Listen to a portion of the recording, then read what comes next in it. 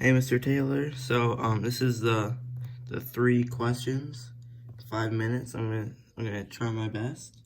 So we're gonna jump right into it. So for number 11, you see it is 5 over root 3. Now the first thing that we're going to want to do, we're gonna multiply this times root 3 over root 3.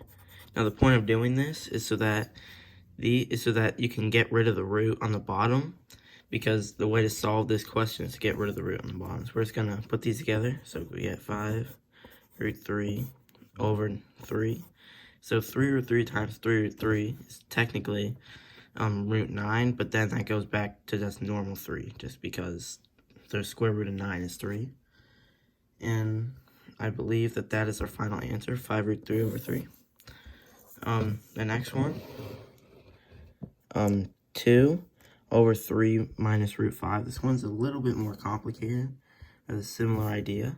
So the first step we're going to do is we're going to times it by 3 plus root 5. So you notice we're multiplying it by that, except we're changing that to a plus sign.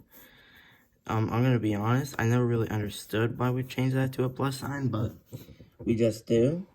So right after we do that, so we're going to multiply the top first. This, you don't really need a FOIL, just distributive property. We get 6 plus 2 root 5. And then now on the bottom, it's a bit more complicated. We have to use the distributive property. Now that basically is we have to FOIL. So we're going to start with 3 times 3, which is 9. We're going to go 3 to 15, or 3 to root 5, my bad. So that is plus 3 root 5.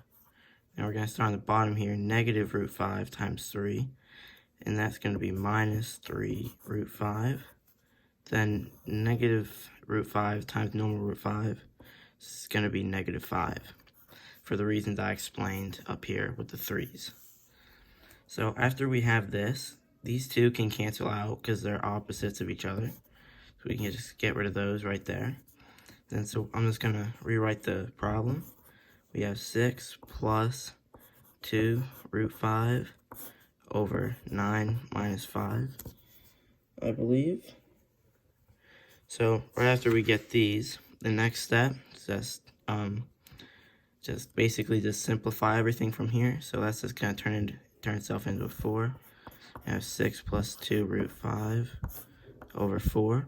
Then our last step is going to be to simplify these 3 numbers. So we have to find a divisible, or a factor of all of these, and that's 2. So we can just get rid of that. It's going to turn into a 2. Then this 6 divided by 2, it's going to be 3. So we're going to be left with our final answer of 3 plus root 5 over 2. Then final question. This is the most complicated of them all, but we can crank it out. So what we're gonna have to do is move this 25 to this side by addition. So plus 25 is 25. That leaves us with 3 root 6x plus 3 equals 75. Now what I did, I just immediately moved this 3 over here, so it's divided by 3, and we're left with root 6x plus 3 equals 25. Alright, now that we have this, we're going to square each side. That way, and I said it, we're going to, yeah, I said that right. So we're going to square each side, that way we can get rid of this radical. Square these, and we're just going to be left with 6x plus 3 equals, I believe it is 625. Then we have this minus the 3 over, and then 6. We have 6x equals 622. Now it's going to divide by 6, divide by 6.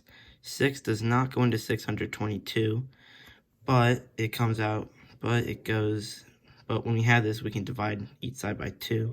We get 311 over 3. Thank you, Mr. Taylor. Have a good weekend.